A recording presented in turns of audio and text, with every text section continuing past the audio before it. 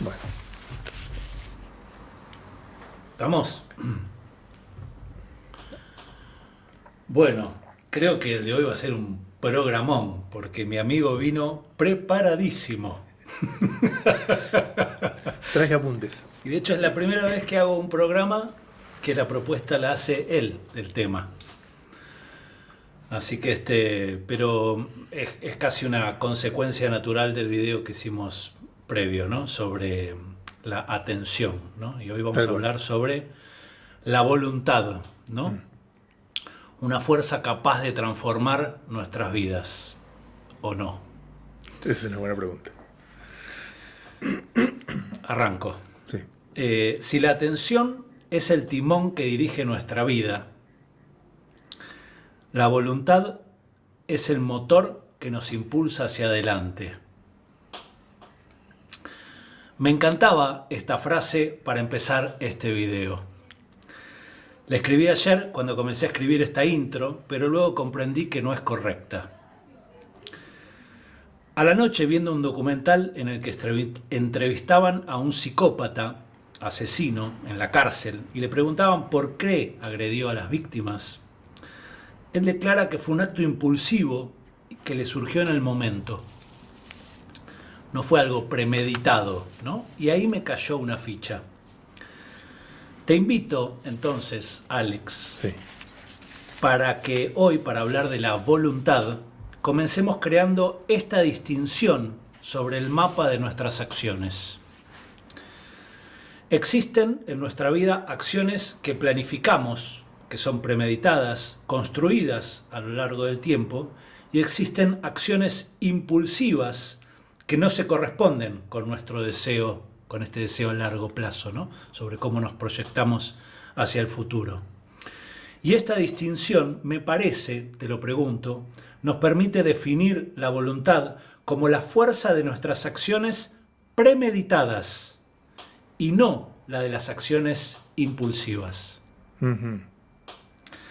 Incluso podemos decir que la fuerza que nos mueve los impulsos a veces puede restarnos en el camino en el que avanzamos hacia nuestros objetivos. ¿Qué opinás? Es interesante pensar esto, ¿no? Porque uno piensa en la voluntad, primero que tiene una larga historia y filosóficamente ocupó un lugar, de hecho ocupaba un lugar del cuerpo. Para Platón, ¿no? El alma volitiva estaba acá, que era lo que impulsaba a, El corazón, sí, ¿no? en el Lo que corazón, que es donde está el timo, también, ¿no? En el pecho es donde uno siente esa agitación de la energía que tiene para hacer cosas, ¿no? Y para arriesgar, inclusive, para hacer también grandes empresas. Digo, ahí está donde pulsa esa energía. Eh, para un Platón que ubicaba, ¿no?, su alma tripartita, digamos, el alma racional en la cabeza, el alma volitiva justamente en el pecho, y el alma más instintiva y apetitiva estaba en el bajo vientre, ¿no? Y dirían los chakras. claro, ¿no? Ahora, lo interesante es que está esta cuestión mapeada geográficamente en el organismo, pero sabemos que en un punto todo se dirime en la cabeza, en el sentido de que en el cerebro pasa también, si se quiere, a distintos niveles como se dice muchas veces en neurociencias, los circuitos top-down o bottom-up, ¿no? Digamos, lo que va top-down, de arriba hacia abajo, que tienen que ver justamente con el influjo de los sistemas corticales, ¿no? La corteza cerebral, donde justamente el neocórtex y fundamentalmente el lóbulo prefrontal es donde las funciones ejecutivas de estas acciones premeditadas, donde uno planifica y va viendo estrategias para lograr algo, ocurren, y las más instintivas están más ¿no?, en el sistema más, muchas veces se habla del sistema límbico, ¿no? Pero bueno, los ganglios basales y demás, son más hacia adentro y hacia abajo, ¿no? Dentro del propio sistema encefálico. Entonces hay una especie de analogía, ¿no?, que uno puede encontrar en la metáfora platónica, donde lo más elevado es lo que supuestamente permitiría grandes cosas que no son meras respuestas a lo que ocurre en nuestro entorno, para lo cual estarían los instintos o los aspectos más instintivos del ser humano y de los animales, fundamentalmente. ¿No? El árbol crece hacia arriba. Claro. ¿No? Y eso tiene hasta una mirada o una connotación religiosa, ¿no? Esta cuestión del despliegue hacia arriba tiene que ver con esa elevación espiritual inclusive, ¿no? O sea, porque arriba lo que vemos es el infinito, ¿no? Cuando uno mira el cielo, y como Kant ya se había dado cuenta cuando el tipo decía, fascinado por el cielo, decía, la ley moral sobre mí y el universo, ¿no? El vasto universo, son verdades ancladas fuertemente en mi subjetividad, decía Kant, pero porque estaba maravillado al ver la pequeñez humana ante la vastedad de todo lo que existía, y el tipo reconocía, o fíjate que hablaba de una ley moral como algo que también es algo fundamental del ser humano, inalienable e inescindible, ¿no? O sea, así como somos pequeños, un eslabón dentro del vasto universo, hay una ley moral que rige nuestras acciones. Traigo a Kant porque en un punto, entre el mapa filosófico que podemos ir tejiendo hoy, aparece esta cuestión de que la buena voluntad es algo que, según él, todos tenemos buena voluntad, ¿no? Es también inalienable del ser humano el que haya ganas de hacer cosas que tienden al bien, y eso ya viene de antes, de filosofías anteriores, como por ejemplo en Santo Tomás y otros escolásticos o de la filosofía cristiana y ¿Todos demás. tenemos buena voluntad o todos tenemos el potencial? Bueno, está bueno esta distinción que haces, porque, y ahí tenemos que ir a Aristóteles, ¿no? Que él rescataba lo potencial y lo que se pone en acto, ¿no? Saber que es parte del ser humano tender al bien o hacer el bien, en principio es algo potencial que se actualiza en los actos concretos, ¿no? Pero ahí igual viene la discusión de qué es el bien, y ahí es donde está todo este problema de la voluntad, ¿no? Porque supuestamente debería el ser humano poder discernir qué está bien y qué está mal, o qué es el bien y qué es el mal, para poder guiar ese motor, el motor de la voluntad, hacia ahí. Y en los escolásticos, como en Santo Tomás y demás, encontramos una fusión muy interesante entre lo que es la voluntad guiada por la razón, y una razón que no solamente es cognitiva, también está como, si se quiere, iluminada por lo divino que hay en nosotros, ¿no? Wow, eso deja muchas cosas al azar, digamos. Sí, y además, si lo pensás en el mundo de hoy, donde quizás lo que hay que afrontar, para lo cual la voluntad sería importante, no son cuestiones más de lo, si se quiere, de lo natural, del orden de lo natural. Obstáculos que tienen que ver con moverse, desplazarse, cosas que uno hace que mucho se ha facilitado, pero que hoy la batalla se juega no en los campos de batalla, sino en la propia psique. Adentro, claro. Sí, en estar disociados, Sí. ¿No? ¿no? Estar desconectados del propio deseo. Desconectado del propio deseo, y ahí aparece otro tema, que es qué juego hay o qué diferencia hay entre deseo y voluntad. Porque mucho protagonismo se le da al deseo, especialmente en las filosofías que son más modernas y posmodernas, ¿sí? Fundamentalmente más posmodernas, si querés, cuando antes los antiguos hablaban de pasiones, ¿no? Y la pasión estaba afuera. La pasión tiene que ver con algo que me pasa, ¿no? No es algo que yo hago. Y en esa pasión está el morirme de miedo por algo, que por supuesto tenía que ver con influjos de divinidades, para los cuales éramos marionetas que, ¿no?, nos movían a su antojo, con sus peleas y cuestiones personales, los dioses, ¿no?, en aquellos tiempos. O enamorarse, o digo, el flechazo de Cupido, esas cosas también. Apasionado. ¿Por qué? Porque no soy yo. Es más grande que yo. Me mueve más de lo que yo creo poder hacer o más de lo que puedo poder ser, o creo poder ser, ¿no? Y entonces ahí aparece la pasión como aquello que me pasa, que me mueve, que después empezó a cobrar desde la modernidad en adelante, ¿no?, otras cuestiones más ligadas al deseo, cuando se empieza a hacer más el racionalismo en la modernidad, pensemos en el siglo XVI, XVII, se afianza. Entonces ahí es donde empezamos a ver que muchas batallas se juegan acá adentro, ¿no? Encontramos a Descartes, a René Descartes, con todas sus elucubraciones, donde lo que ocurre en la mente humana es fundamentalmente esencial para el conocimiento y para la moral y para un montón de cosas. Y después encontramos a Kant, que dice que la dignidad humana pasa por el hecho de ser seres pensantes, ¿no? Reconocernos como seres pensantes implica que ahí radica esa diferencia esencial que hace que los humanos seamos dignos, ¿no? Entonces se mezclan moralidad y mente racional, mente cortical, si querés, esos procesos donde se realizan los procesos del pensamiento elevado y no simplemente las respuestas instintivas, ¿no? Pero sin dar tanta vuelta. ¿Qué tiene que ver todo esto con la voluntad? Sí. Está muy buena la pregunta. Hay un punto fundamental que es que la voluntad, creo que en un punto pasó de moda, ¿no? Como que no es tan importante.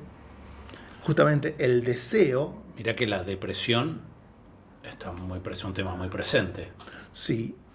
Lo que quiero decir es, quizás desde el punto de vista de donde se habla de las pulsiones y de los deseos y de la cosa más instintiva, por influjo más nietzscheano desde el siglo XIX a esta parte, XIX-XX, al siglo XXI, la cuestión de la voluntad vista como aquello que uno puede desarrollar, entrenar, como si fuera una virtud, quedó más en un discurso viejo, si se quiere, ¿no? En un punto.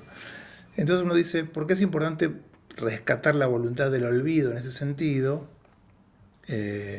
cuando tenemos otros motores u otros nombres que les ponemos a los motores que mueven la vida humana, ¿no?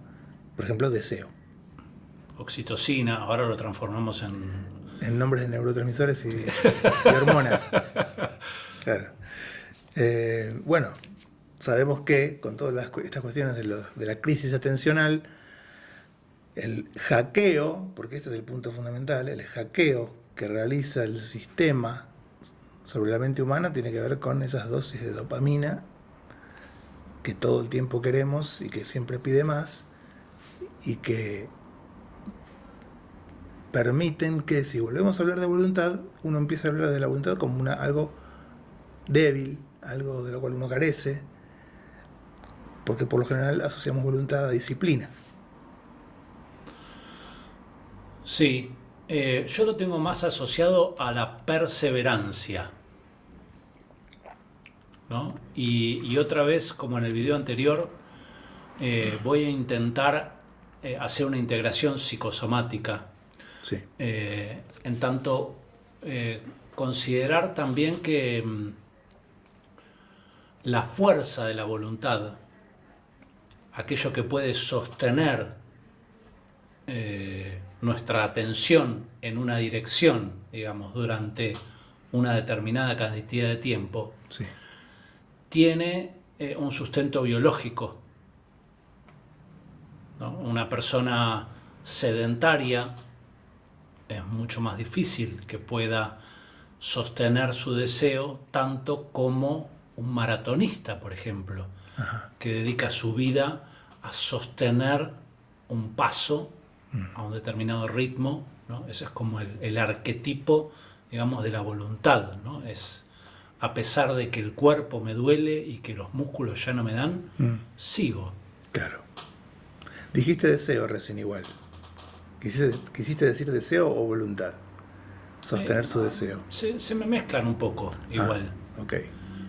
Creo que igual son difíciles estamos hablando como diferentes caras de un dado, ¿no? Como de, ¿no? Como que Sí. en realidad es difícil de como la atención, por ejemplo, el tema del video anterior, y la voluntad.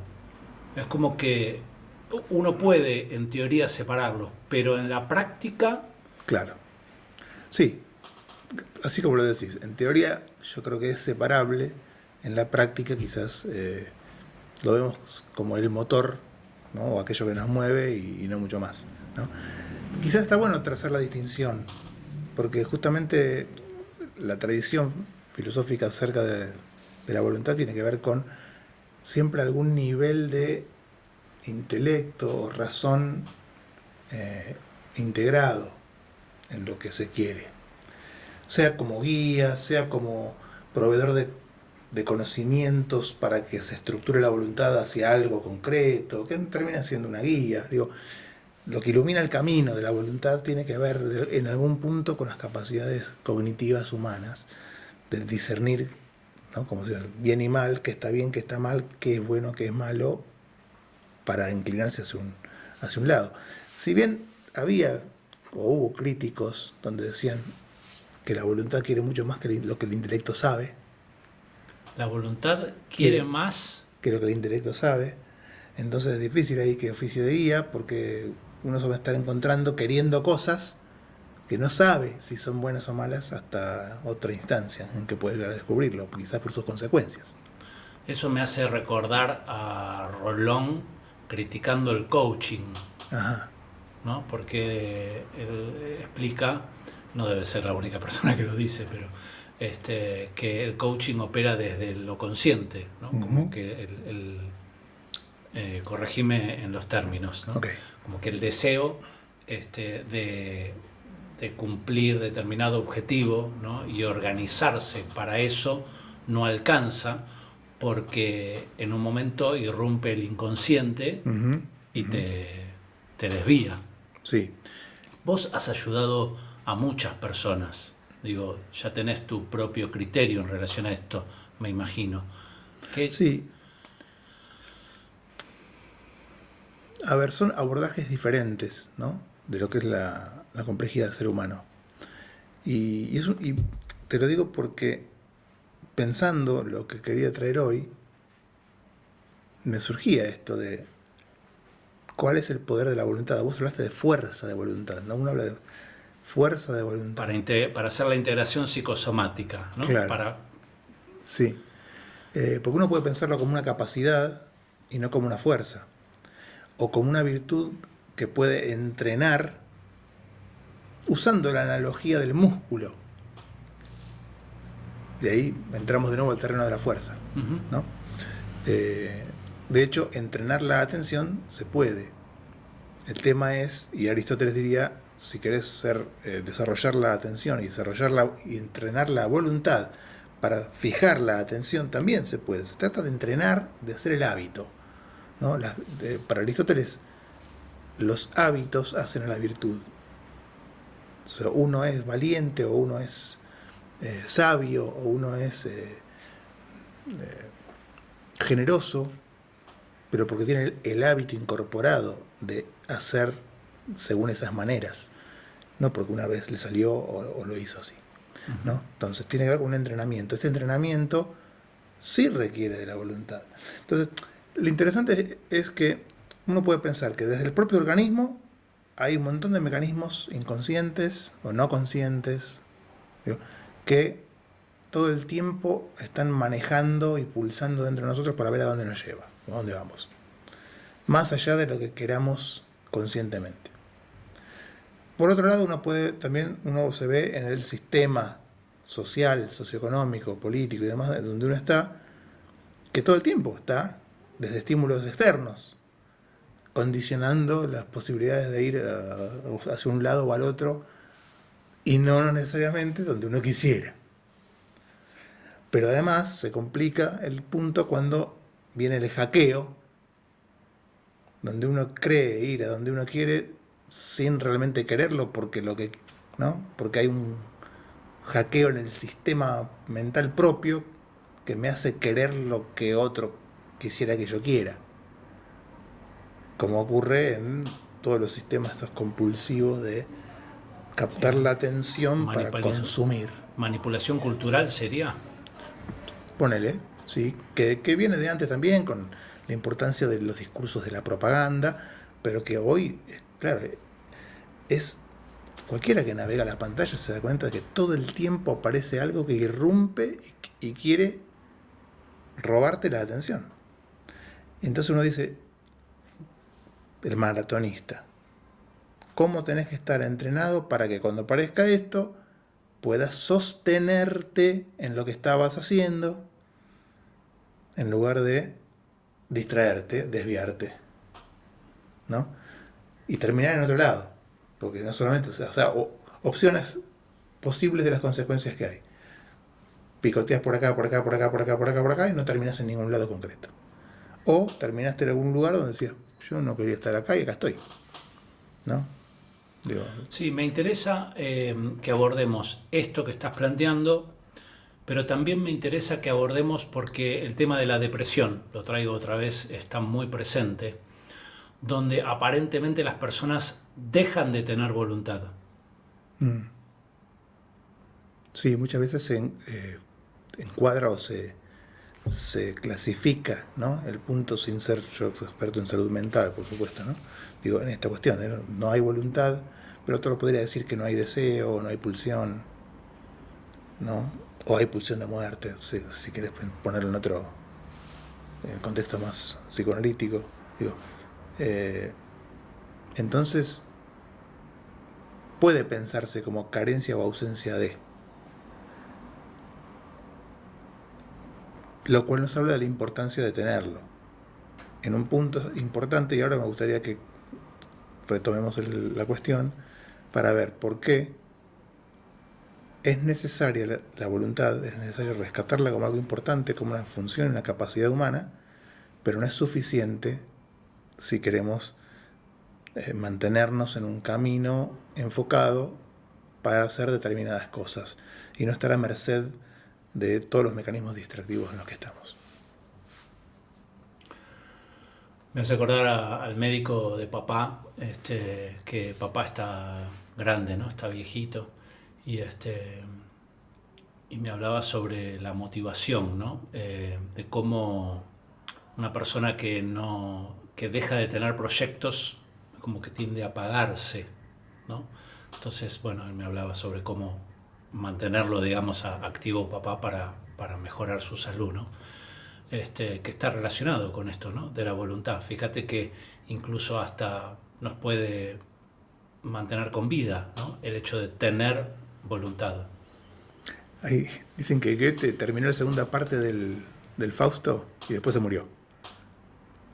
Y venía con nanas, con problemas, pero el tipo hasta que no terminó su obra, culmine, digamos, no se murió. Esas cosas son maravillosas cuando uno las encuentra en las biografías y dice, wow, el poder de la voluntad. Y del proyecto, por supuesto. Que la mueve, que la motiva, que le pone un norte.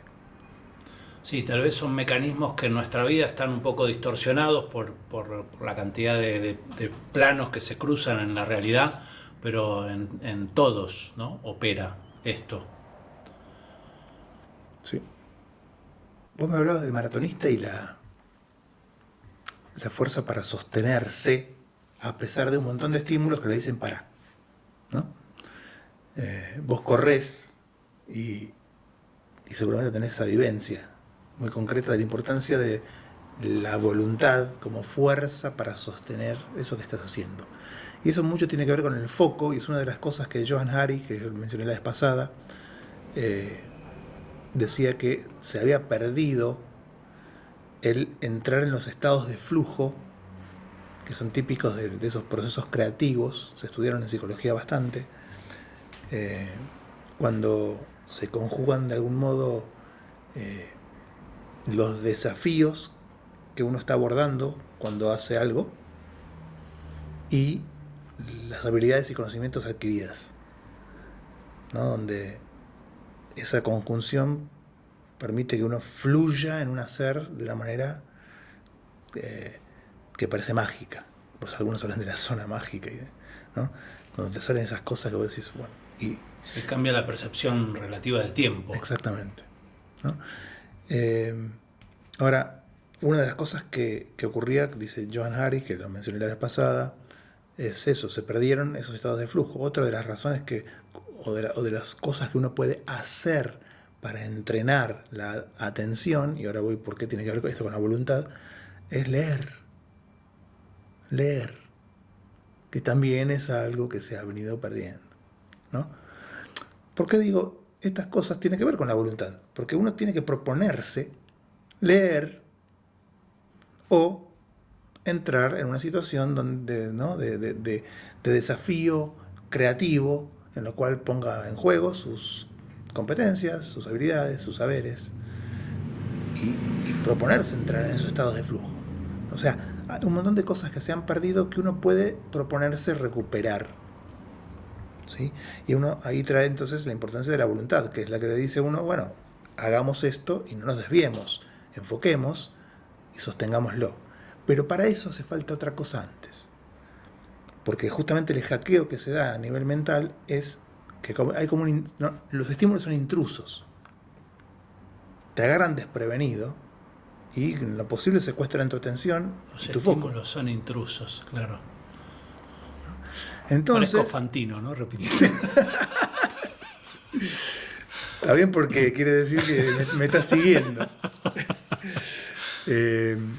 Los estímulos son intrusos, entonces la voluntad también aparece como fortaleza o como fuerza, pero para vetar o poner un corte a eso que apareció como un ladrón de la atención o del foco que tengo. Es lo que hablábamos en el programa anterior cuando te dije la importancia de refrenar los pensamientos cuando uno medita, que no es solamente observarlos, Claro. sino que también uno debe... Ok, ¿no? Exactamente. Entonces, de algún modo implica un nivel de atención, pero un motor o una fuerza que esté enfocada.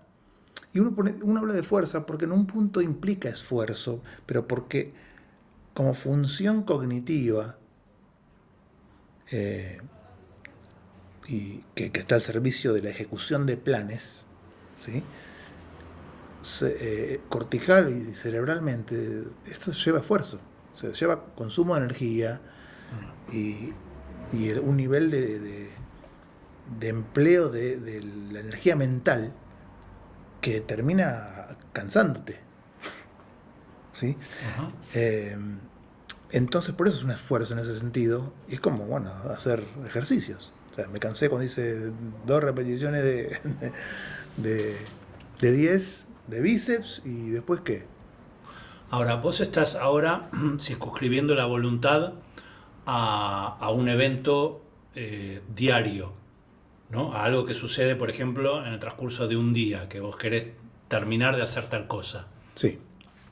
También existe una voluntad que nos lleva a través de los años a ser quienes queremos volvernos, quienes queremos ser, digamos, ¿no? Sí. En esa otra voluntad no hay estado de flujo, ¿no? Sino más bien yo creo que lo que predomina es refrenar lo otro, ¿no? Lo veo... Interesante que esto que traes, porque me parece que es un buen ejemplo, donde el sostener puede ser algo que se acota a determinado momento, más o menos largo, pero el refrenar y quitar los distractores o despejar el camino como parte de esa voluntad que va hacia algo mucho más grande y más lejano, ¿no? Cuando me hablabas recién de un proyecto, por ejemplo. Ajá. Y por eso uno de los puntos fundamentales de estos teóricos que vienen estudiando el tema de la atención, y hoy trajimos la voluntad porque tiene que ver con a ver dónde ponemos el querer, que en definitiva está ligado a, ¿no? Digo, si yo le presto atención a esto es porque, como hablábamos la vez pasada, ¿no? Donde está el corazón. Fíjate vos que arrancamos hablando de Platón y dónde está la sede de la voluntad, ¿no? En el pecho. Entonces, donde está el corazón es donde uno pone la atención.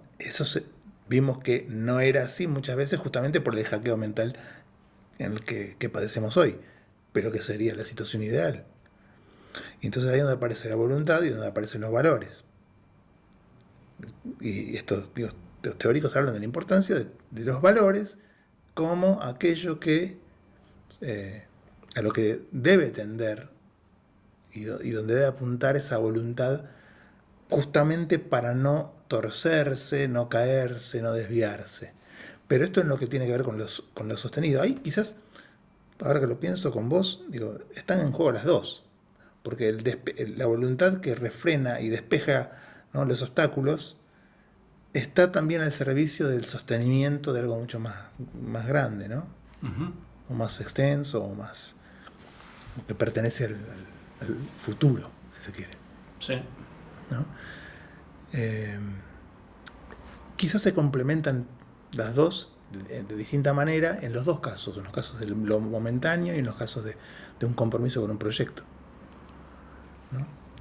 Y lo interesante entonces es ver que la voluntad aparece con estas dos vetas, ¿no? La que tiene la fuerza de frenar ciertas cosas al servicio de sostener ciertas otras. Ahora, a nivel subjetivo, decíamos, es necesario, pero no suficiente. Es una capacidad que tenemos los seres humanos que es necesario tener. Pero no solo con fuerza de voluntad es que podemos lograr quizás todo esto que estamos hablando como pequeñas utopías, ¿no? De lograr mantener cierta atención, concentración, sostenerse en un proyecto y demás. ¿Por qué no solo con fuerza de voluntad? No te entiendo. Porque, y esto lo vienen estudiando, como te digo, no sé, personas como Johan Hari y otros, que dicen sistémicamente, o sea, estamos, ¿no?, imbuidos en un sistema que todo el tiempo está intentando hackearnos. O sea, uno se preocupa de que no le hackeen la computadora o el celular. Pero ¿cuán preocupados estamos de que no nos hackeen la mente? Y todo el tiempo está siendo hackeada. Claro, bueno, yo siempre lo digo, que creemos que la inteligencia artificial nos va a estropear el futuro y no nos damos cuenta que estamos inmersos, digamos, en la Matrix gracias a la inteligencia artificial, digamos, ¿no? Como que ya sucedió eso, no es que va a suceder. Exacto. Y yo pienso en Matrix y digo, ¿cuán cerca estamos si vos pensás Matrix en términos de atención?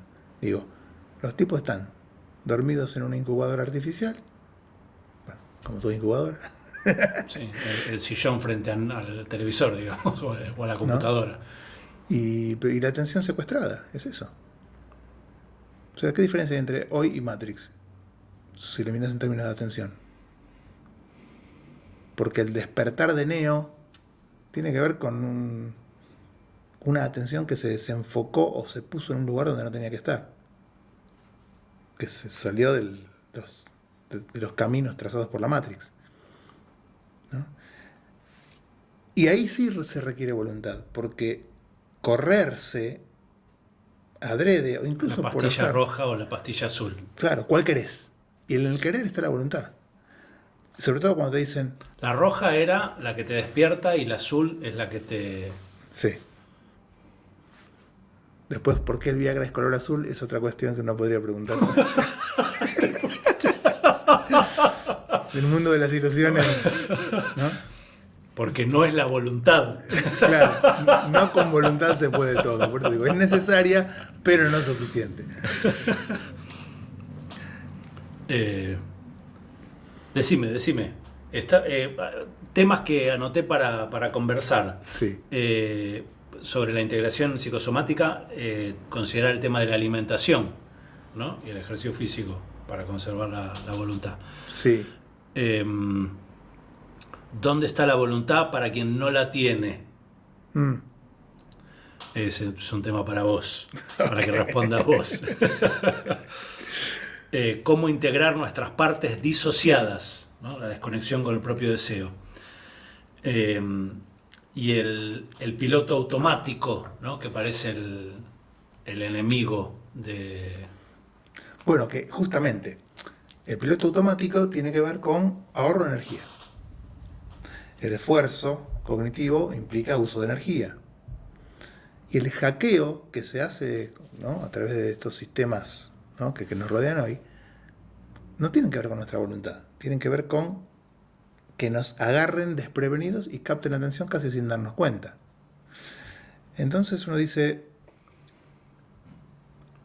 la voluntad necesita un contexto para poder desarrollarse y entrenarse, y es más fácil, podemos pensarlo, digo, estoy pensando en voz alta, más fácil hacer un corte, o sea, que la voluntad ponga un corte a algo a partir de notar determinada situación, que sostener algo que quizás requiere más tiempo de entrenamiento, ¿no? Entonces uno quiere decir, para salirte de la Matrix necesariamente la voluntad tiene que poner el foco en algo y en lo que menos desgaste le genere. ¿En qué? En cortar lo que está hackeándola o hackeando la mente. Recortar es una operación sencilla, si te lo pones a pensar, respecto de sostener. Sí. ¿No? Entonces, lo primero que tiene que ocurrir es eso. Y después desarrollar todo tipo de contexto que favorezca y facilite el entrenamiento. Así como uno va a entrenar y necesita un contexto, o sea, tenés la cinta de correr, tenés... vos que entrenás y movés el cuerpo y estás muy consciente de todo lo que ocurre en los movimientos y demás, sabés que se necesita un contexto para que eso ocurra. Inclusive usando las cosas que hay como parte de ese contexto cuando estás entrenándote, ¿sí o no? Sí. Y la mente, para prevenir su hackeo de algún modo y la voluntad de que esté al servicio de eso, necesita también una especie de gimnasio virtual o mental donde entrenar. Y ahí es donde aparecen las distintas técnicas que por eso decían, es necesario tener la voluntad para que pueda hacer estas cosas, pero no es suficiente para que logre un estado de bienestar dentro del contexto en el que estamos. Entonces necesita generar contextos nuevos, contextos que tienen que ver con, por ejemplo, el hacerme difícil acceder a determinados aplicativos que me roban la atención todo el tiempo, en lugar de tenerlos al alcance de un movimiento de pulgar, ¿no? O sea, diseñar espacios que le dificulten al estímulo rápido el acceso directo y que permitan entonces tener atención donde yo puedo empezar a enfocar cosas un poco más profundas o más duraderas o que puedan sostenerse. Pero lo primero que tenés que hacer es... Por ejemplo, sería, si quiero leer, dejar el celular apagado en la otra punta de la casa. Tal cual. Y ponerte en un contexto donde te sea realmente cómodo ponerte a leer. En el sillón favorito, con la luz que más acogedora y más linda ¿no? Digo, y más favorezca la visual. Digo, contextos donde la atención se pueda desplegar y no tenga... O sea, es diseñar contextos de evitación de distracción. Y esto que decís es tan sencillo como poner el celular en otro lado, porque es la gran fuente de distracciones. Si no, bueno, también una pantalla grande, ¿no? Entonces, diseñar a conciencia los espacios en los cuales uno pueda, o sea, desconectar, como decíamos, salir a pasear sin el celular, sin iPod, y encontrarme divagando con mis propios pensamientos. Una de las cosas que también propone Johann Hari, ¿no? O sea, empezar, ahí está la voluntad en un proyecto, si querés, al servicio de recuperar la atención, que es recuperar la libertad, como hablábamos la vez pasada. Hoy hablaba con un amigo sobre este tema, ¿no? Y él decía, hablaba de un ser querido, digamos, que está deprimido y que no tiene voluntad, ¿no? Y yo le decía, no, ¿cómo no tiene voluntad, ¿no? Y él decía, sí, no, pero a ver, desde el punto de vista químico, me daba toda la explicación. Y yo le dije, mira, te voy a responder algo entre paréntesis, entre nosotros, y no lo voy a reproducir nunca afuera. Le mentí porque ahora lo estoy diciendo acá en un video. Estaba pensando eso. Pero entiendo, digamos, que una persona, por razones biológicas, digamos, o psicológicas, o lo que sea, digamos, haya perdido la voluntad. Creo que el entorno, que es aquello que puede ayudar a esta persona a recuperarla, debería nunca reconocer que esa persona efectivamente no tiene voluntad. O sea, nunca deberíamos reconocer que alguien perdió la voluntad. Ah, a ver, ¿y por qué? Porque el hecho de pensar que sea uno mismo que perdí la voluntad, digamos, no me da la punta del ovillo desde donde empezar a jalar para poder salir del pozo. Sí. Negar es un juego Ok. mental, digo, negar que perdiste la voluntad, o sea, decir, bueno, no la encontrás, pero está dentro tuyo, ¿no? Ok, encontrar otros discursos que te permitan conectar con que todavía está, digamos, y que no se fue, no se ha perdido. Exacto. Es de alguna forma implantarla desde afuera, ¿no? Porque es que el entorno te devuelva aquello que no tenés, ¿no? Claro. Bueno, hablamos de voluntad y hablamos de, pues digo, también voluntad para qué, ¿no? La voluntad también está al servicio de algo, o se dirige a algo, ¿no? Y por eso se me venía a la mente, digamos, de una manera muy clara, Víctor Frankl cuando habla de la voluntad de sentido. Y quizás el problema de la depresión está muy ligada a la pérdida de sentido. O sea, no hay sentido para lo cual hacer, no hacer, vivir, crear, Wow. ¿no? Y ahí es donde aparece toda la dimensión simbólica del ser humano, más allá de la química, ¿no? Uno puede pensar que la voluntad de sentido siempre está pulsando en nosotros y que, como decía Víctor Frankl, que la conciencia es un órgano de sentido, es decir, es dadora de sentido o encuentra sentido, digamos, en lo que sea. O sea, está armada de modo tal que vos vas a encontrar sentido hasta en lo más absurdo o ridículo, ¿no? Pero ¿qué pasa cuando eso no pasa? ¿No? Quizás ahí sería un poco el caso de lo que Es vos me como estás una trayendo. pérdida de conciencia, digamos. La pérdida de voluntad es una pérdida de conciencia, de alguna forma. En ese sentido podemos pensarlo así.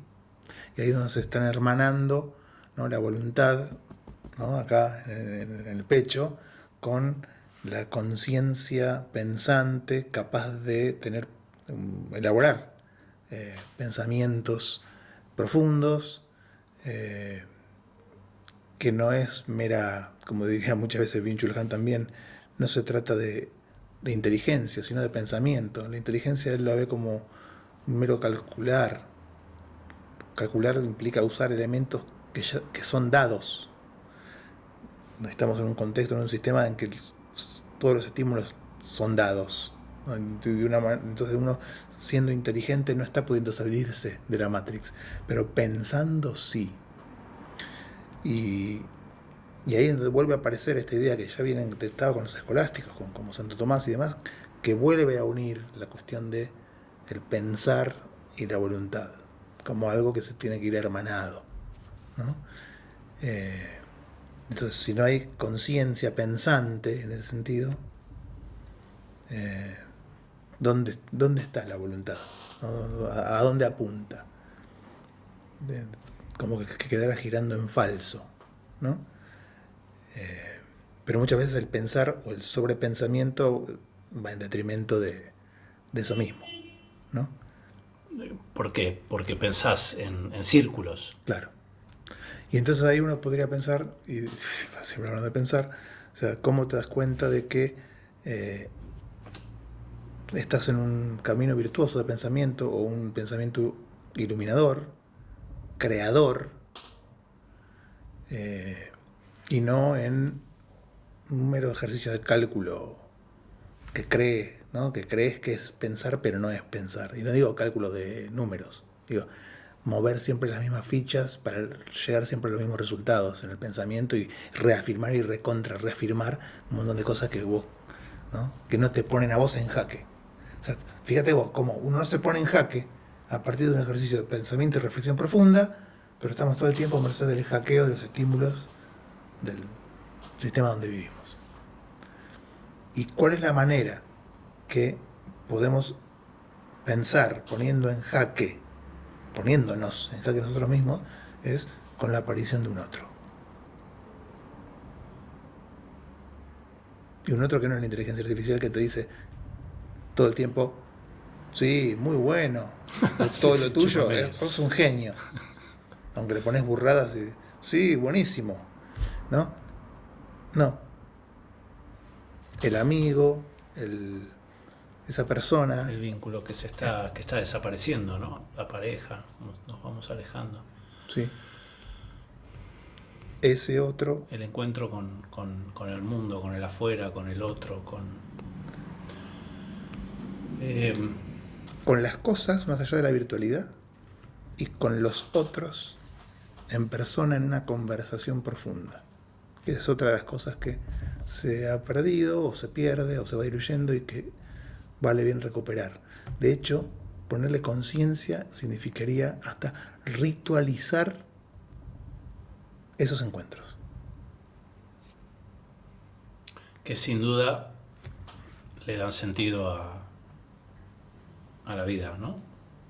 Que es la vida sin el otro. Sí. Ahora, para mí hay algo también, te vuelvo a traer a lo psicosomático, ¿no? Al cuerpo.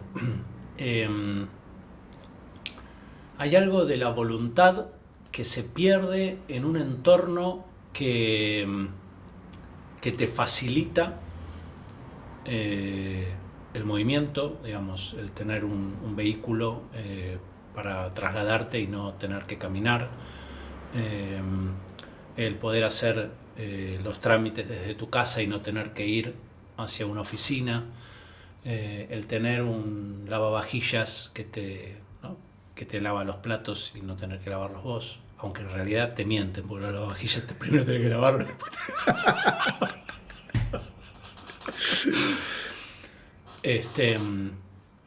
Quiero decir, también debe haber algo mitocondrial.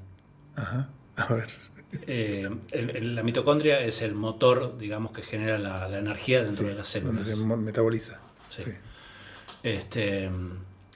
Cuando vos vivís en un entorno que es seguro, digamos, que no te amenaza el afuera, digamos, y que te tenés que estar listo y preparado para luchar o correr, digamos, ¿no?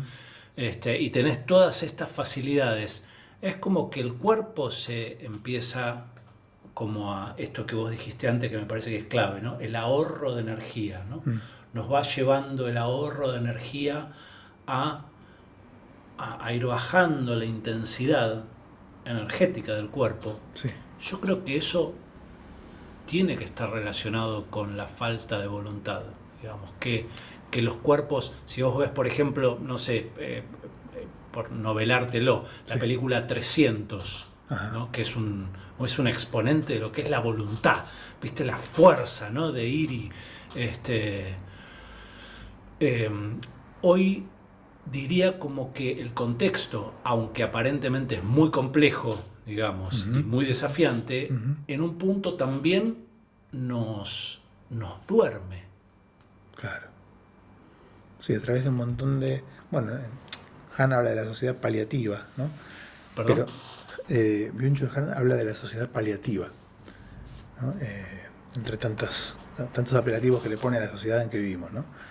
Eh, y esta cuestión de, vos hablas de que nos duerme, parece como el estar anestesiados, ¿no? Y anestesia en el fondo tiene que ver con no sentir, si vas a la etimología de la palabra, ¿no? Eh, de alguna manera estamos dormidos y anestesiados por como un exceso de comodidad, o si mal no recuerdo, creo que Ortega y Gasset hablaba de lo superfluo, ¿no? El ser humano es un ser superfluo, porque tiene un montón de cosas que realmente no necesita, que ha desarrollado y que hacen a un confort, ¿sí?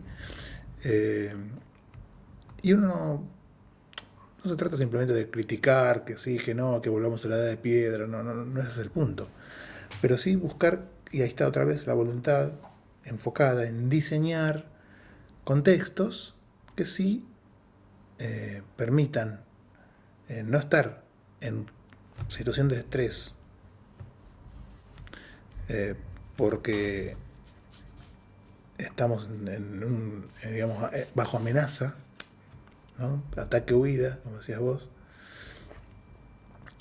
pero tampoco estar en una situación anestética, ¿no? De estar dormidos, donde aparece también hablaba Byung-Chul Han del infierno del igual, todo es igual, no hay diferencias. Por Dios. ¿No? Entonces, no, ni una ni otra. Es cómo podemos encontrar, o vuelvo a los estados de flujo, diseñar estados de flujo donde uno pueda poner en juego sus capacidades sin demasiado estrés. Justamente por eso el flujo justamente ocurre cuando no hay un nivel de estrés elevado, ¿no? Tampoco un aburrimiento que uno lo lleva a no saber qué hacer con sus propios recursos. Más allá de que habíamos hablado que el aburrimiento en sí, hoy por hoy... Me estaba acordando de eso, de recuperar la negatividad, ¿no? Sí, exacto.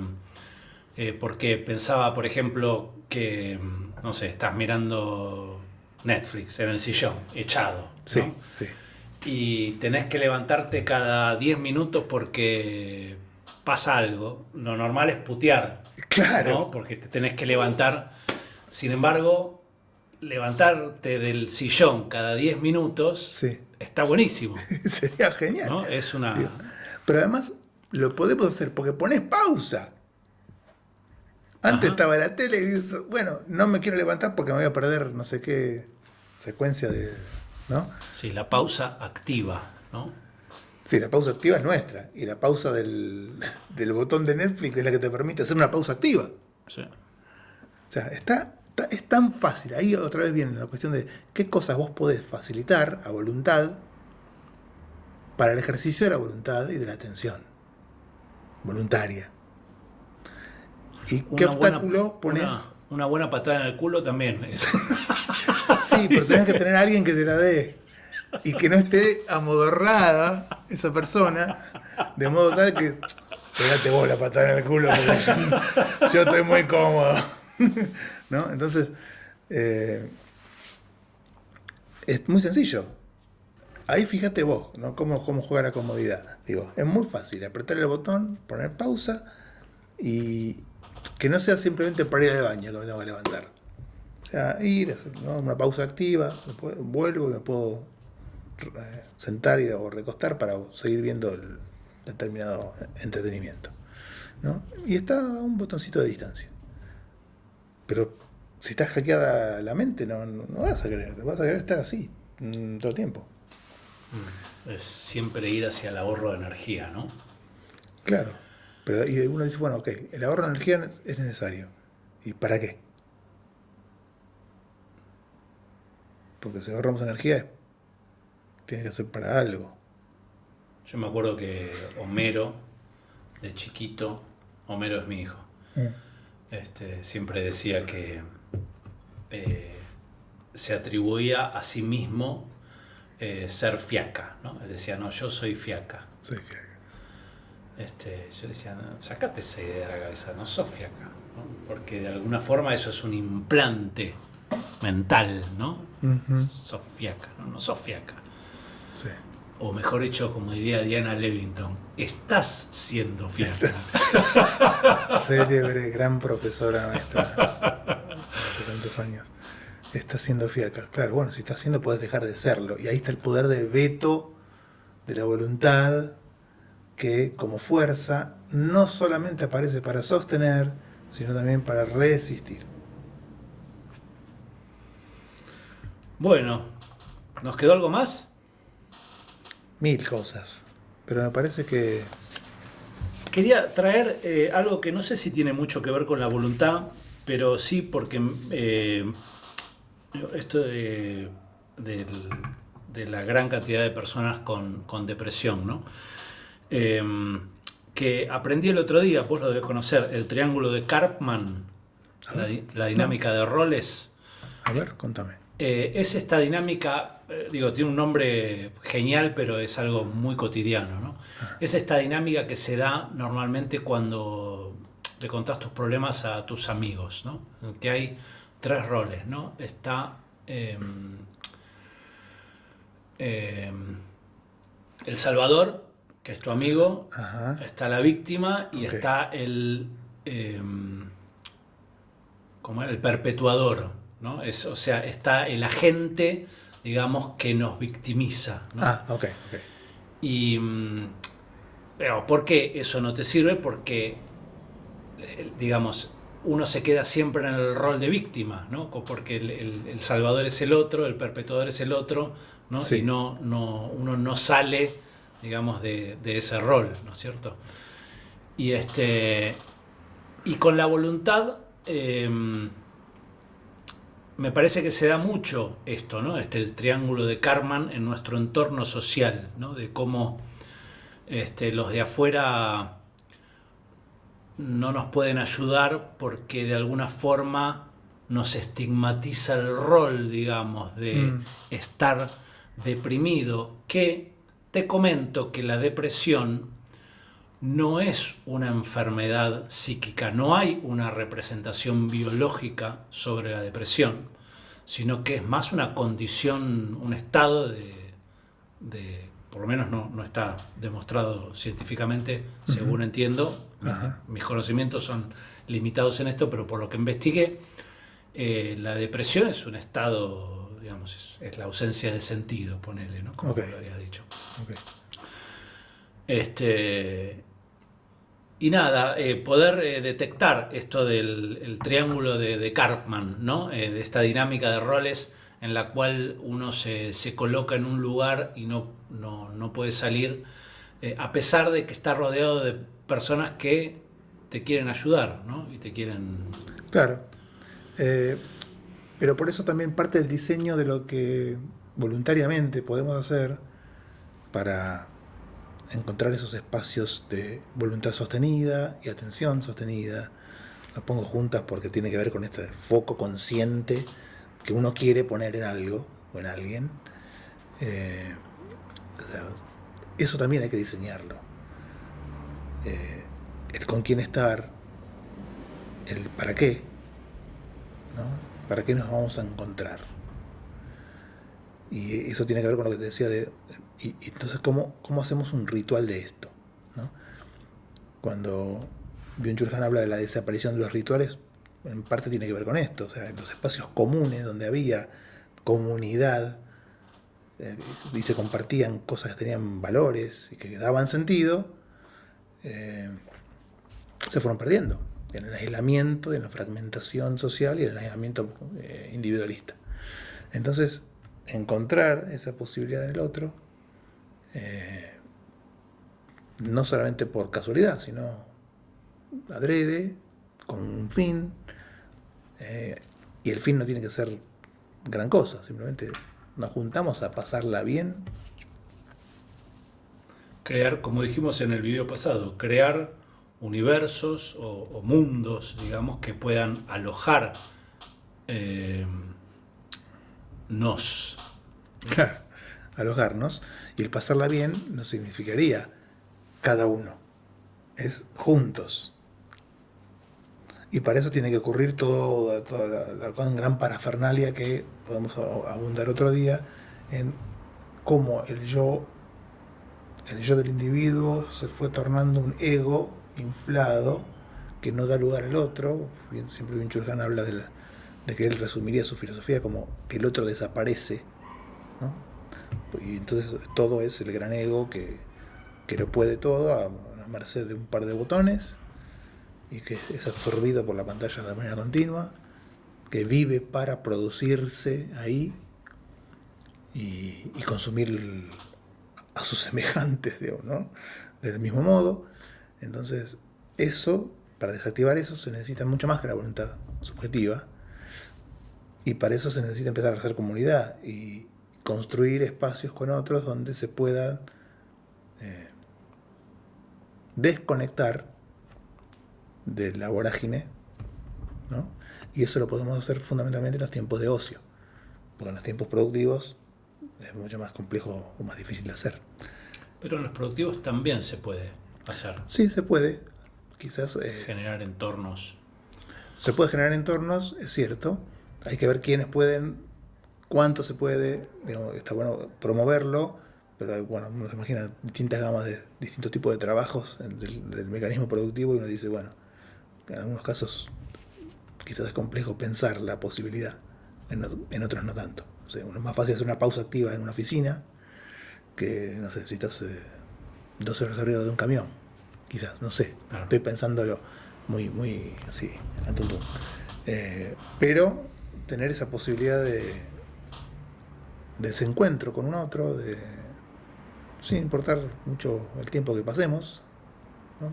La cantidad de tiempo. Huevo la gallina, porque para forjar todo eso hay que tener voluntad. Claro, por eso, pero la voluntad de veto que nos dice, no te distraigas y enfócate en una cosa, en tiempo de ocio, en que supuestamente tenés la posibilidad de hacerlo, porque no hay algo del mecanismo productivo que está tomando tu atención. Entonces uno dice, bueno, quizás ahí hay una posibilidad, una ventanita, ¿no? Entonces diseñar esos contextos es el punto que ayuda a entrenar esa voluntad al servicio de... Esto responde, ¿dónde está la voluntad para quien no la tiene? Claro. ¿No? Respondería eso, ¿no? Difícil de responder. Okay. Bueno, damos por terminado el tema, aunque por supuesto haya mucho más para decir. Pero... seguramente, pero bueno, como la voluntad implica siempre un querer, si querés, terminamos. Quiero hacer un bonus track. Dale. El otro día te escribí un WhatsApp diciéndote que quería hacer un video hablando sobre el mapa más completo sobre la realidad. Sí. Me pasó con este mapa, que para mí es fascinante, ¿no? Es un mapa en el cual supuestamente describe todos los aspectos de la experiencia de estar vivo, ¿no? Está todo representado. Okay. Bueno, lo puedo, mientras hablo esto, lo pongo en imagen. Sí. Y se lo he enviado a varias personas, incluso mi prima que es psicóloga, bueno, y otras personas más, y no he captado la atención de nadie con esto. Ajá. Y me llama mucho la atención. ¿Cómo puede ser? Incluso vos, cuando te dije, vamos a hacer un video sobre el mapa más completo de la realidad, me dijiste, no, vamos a hablar de la voluntad.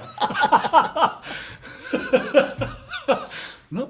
Me encantaría saber por qué no es, algo que a mí me resulta fascinante, por qué no es atractivo para los demás poder ver representado toda la experiencia humana en un gráfico. Ok. Aventuro una respuesta que creo que en ese gráfico puede haberse tal complejidad que solo con el gráfico no se puede generar un primer impacto, pero necesitaría como un relato, una explicación, un entrelazamiento de las distintas... Bien. O sea que hacer un video sobre ese gráfico es una buena idea. Claro que sí. Ahí vamos, entonces. El próximo video. Va a ser el mapa de la experiencia humana. Genial. Bien. Buenísimo. Gracias, Alex. Un placer, amigo. Que esté muy bien.